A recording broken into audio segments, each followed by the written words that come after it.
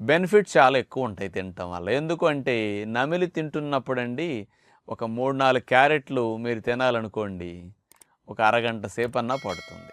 కొంచెం గట్టిగా ఉంటాయి కాబట్టి నమలాలి కదండీ!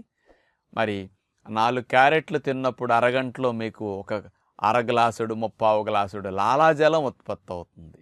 ఈ లాలాజలం వచ్చి కలవటం అనేది డైజెషన్‌కి చాలా ఉపయోగం అనమాట. క్రిములను చంపటానికి, చక్కగా రుచి తెలియటానికి, ఈ నోట్లో జరిగే మెకానిజం అంతా రక్షణ వ్యవస్థకు టాన్సిల్స్ ఫైట్ చేయటం కానీ, ఇవన్నీ సవ్యంగా పనిచేస్తాయి నమిలినప్పుడు.